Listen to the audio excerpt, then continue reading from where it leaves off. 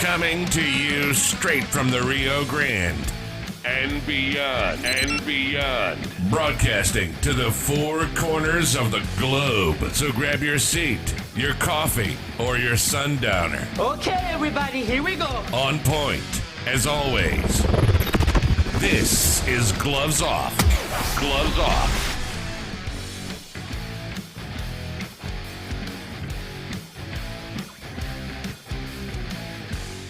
Back at you and Gloves Off. I'm Paul Buitron. I'm here with security expert Jesse Murrieta. How we doing, Jesse? You doing good? Doing good today for a Monday. Understood. How's Arizona with you? How's it? Pretty good. Arizona, well, we didn't really have a decent winter, to be honest with you. We didn't even have a decent monsoon, so it is what it is. It's going to be a hot one. Yeah, that's what's going to happen. Laredo's the same way. Every so often you get a cool breeze, but it's the same way. It's going to be a hot one this year. It's going to be a hot one. Absolutely. Let's touch base on security and the benefits for security and what you're doing right now as a security expert. Okay. 2 years ago, I did a border deployment out the border, and when I got back to Tucson, I wasn't sure I was going to go back out there or not. I got another business venture coming up here pretty soon, but I hooked up with this company currently. We do we don't do the typical security kind of work. We do what's called crime suppression. We're hired by private entities where they may have problems in their areas, industrial property, private property, commercial property, whatever it may be. We have dealt with everything from to gangs, drug dealers, the whole nine yards right now to just basically trespassers. We specialize in canines in the area and try to get the bad element out. We work with local PD and so forth. As we all know, cops can only do so much, and they really can't do much on private property and hire us. We carry higher liability insurance simply because we have canines, and we offer a service that nobody else pretty much offers in Arizona. Absolutely. And right now with everything, especially Arizona, a lot of people do not know that Arizona, of course, it's bordered to Mexico, but it doesn't have any natural boundary. It's just desert. There's a wall. Correct. There's no river or mountains as per se. You know what people might think. It's just Absolutely, exactly. So people can literally walk across. What's going on with all this open borders that we're hearing now with the government? How does that impact the area? Well, Arizona's always been a hot spot for pretty much activity that comes from across the border. Again, going back to like the human trafficking to the whole nine yards. As you said, there's a lot of areas, especially here in Arizona, where it literally is open border area. No fence lines. The wall, the fence itself, the border wall itself is making its way this way. Where I started off at was in El Paso and New Mexico. And but it's slowly making its way. Right now, our guys are in Yuma, Arizona, and it's going to circle around, and whatever started off in New Mexico is going to meet up here in Arizona. But until then, again, we have certain areas where there is absolutely nothing. You have no idea if you cross into Mexico or not. And there's been many cases where that does happen. So you can only imagine what makes it across the border when there's no obstacles for them to have to go through. Absolutely. And it's dangerous for both sides, because if you do not know your way around, all of a sudden end up in Mexico, you can get in some serious trouble, and vice versa. Absolutely. You know, so we do need those markers, and they need to be there. But right now, with everything the way it is and everything being politicized and militarized, it's very hard to actually secure and keep secure an area, isn't it? Oh, absolutely it is. No, absolutely it is. There's no doubt about it. Even when the other administration, the Obama administration, during that time, right before they went through the transition of power, I was already involved with a border deal out here, and it was the secured border initiative with the virtual towers that, mind you, we still have out there right now, but they were just barely building them. And when he took over, he froze everything off until he got to the White House, and that cost us about a year and a half of work right there. Construction crews, security crews, and so on and so forth. Everything was frozen for a while there. Until he finally went in there and settled in, what have you not, and they started the initiative off the time. But it was just for the virtual tower. There still wasn't any barriers out there. And again, those virtual towers are still there right now, and that's going to work in conjunction with a fence line once it makes it over here. So we'll have that 1-2 combination, if you will. Yeah, just like here's a question that I pose. Mm-hmm. Just like we are here in Laredo, the private sector wants security, while most municipalities do not want that. Right. Understand? Is that the same thing that's going on in Arizona?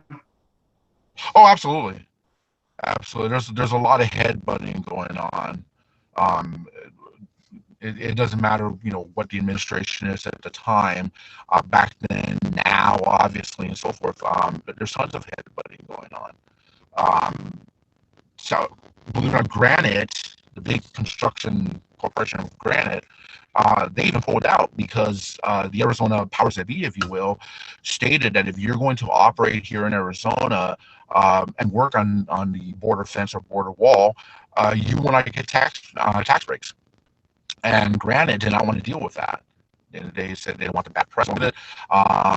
They weren't happy to get the tax breaks and so forth. So they pulled out, even though they were involved originally with virtual tower. The virtual fence, if you will, project. So thankfully, 2 companies, one out of here, Arizona, and one out of, I believe, in Montana, they rose up to the challenge and they said, well, we don't care. We don't care about the tax breaks or not, the bad press. We're not going to pick up where Granite decided to bail out on. And it was all because of that headbutting, unfortunately. So, yeah, we definitely do have it here. Absolutely. You see, that's what we're seeing here. You have a lot of folks that do not understand the security of what is needed. Mm-hmm. And they're thinking it's humanitarian. There's a difference between being humanitarian and literally what's going on here. There are some people in need. And there's a lot of others that are abusing that need to do their nefarious action. And, human trafficking is one. Human trafficking, drugs is another. So that's what we need to stop. That's what That's what needs to be done. So I don't know exactly what's going to happen in the near future, especially with this administration. It's just that they want to do open borders again. Now, open borders means a lot of different things to a lot of different people. Right. Absolutely. It's scary. I mean, when you actually think about it, it's actually really scary in the direction it's actually kind of sort of heading in. I predict right now, at least. Expand a little bit on some of the danger spots that you've encountered or situations that you've seen and encountered. Are people coming across armed? That we've ran into that. We've definitely ran into that. Even in New Mexico, when we were out there in the middle of nowhere, we ran into situations like that. We have situations, individuals just outright crossing over with our presence there. They didn't care. They're pretty brave about that. Obviously, the rock throwers assaulting our construction crews and so forth. Patrol will be out there, and they actually needed our support because their backup was so far away. So we did it. I encountered everything from again, people screaming over to even in sand rails and taking pictures of us and so on and so forth. Absolutely. Now, there's a lot of talk about folks coming across armed with machine guns and such. Have you seen that? I've seen that in the past. here in Arizona, especially here in Arizona, and a lot that have to do with when I was out there with the border initiative, the virtual tower initiative, where we would run into armed individuals coming across the border in the middle of the night. What mind you, well-equipped individuals. So with everything from night vision to FLIR equipment to you name it, even right down to some of the gear that they were wearing. It wasn't they were well prepared. They were absolutely well prepared. So yes, absolutely, we definitely ran into individuals like that. Obviously, we had to make sure that we had top of line equipment ourselves, simply because of that reason. Absolutely. Is there a lot of? Here's the next question that I propose. Is there a lot of companies just like yours doing this type of business?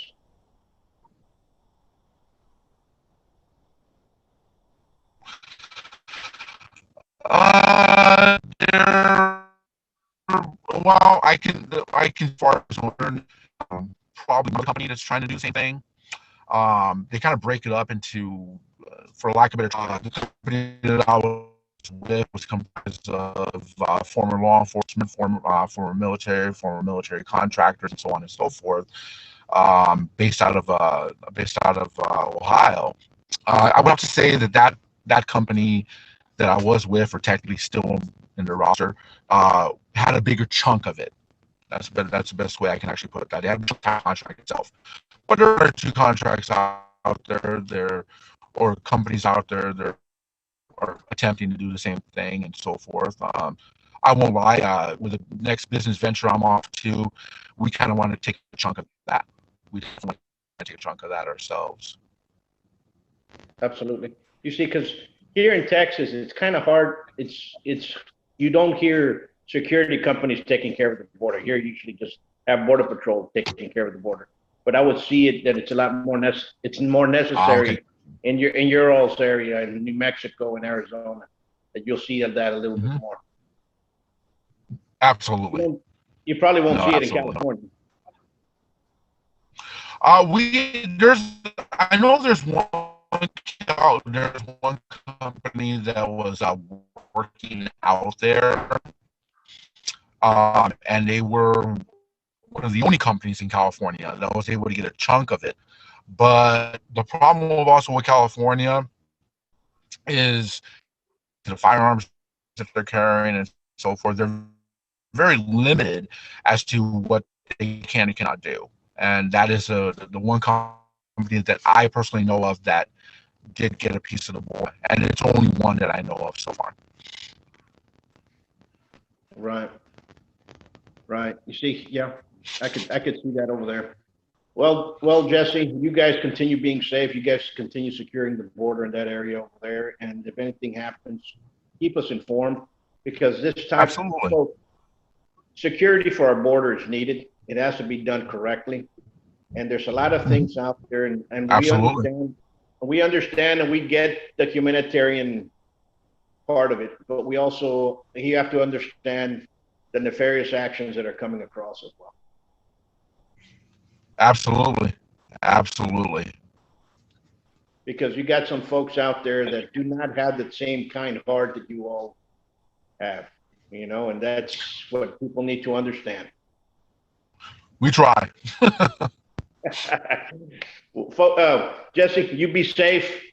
Folks out there, you all be safe. And this week, let's do one thing. Let's all stay safe and pay attention to what's going on in the world. Remember to stop living in fear. Peace. All right. See you, man. Today, in America, more than 5.5 million men, women, and children train in a martial art regularly. Buitron Academy has been serving Laredo for over 30 years now. Our adult classes are geared for producing the best in you, teaching you street-ready techniques. With the arts of Savate and Kinpo, you'll learn the traditions of these sciences of combat as passed down professor to student. Hello everybody, my name is Senior Grandmaster Alfredo Bandalon, owner of BDP, Bandalan Paris. I'd like to say a few words on Grandmaster Buitron. He's a man of great integrity, a man of great knowledge of martial art. He's a master of Sabat and master of Eskrima. He's a man that can help you to become what you want to be. He's a man that teaches people how to be somebody in life, how to work the world, how to be happy in this world. He's a man that I can say holds many integrity as well as in martial art. But I'd like to say this man has a radio station, does hunting all over the world,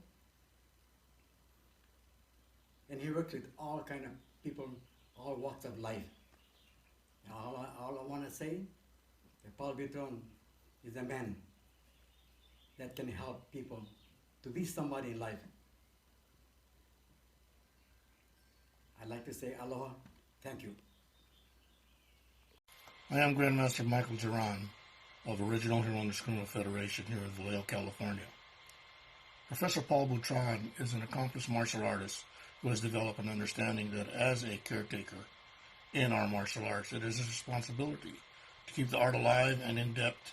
He acknowledged that it is the students that give the art life. I hold his friendship and his continuing accomplishments in the art in the most highest regard. Thank you. Come train at the best kept secret of Laredo. Give us a call for your free evaluation at 956-401-4868 or check out our website at savat.biz. Follow us on YouTube and Facebook.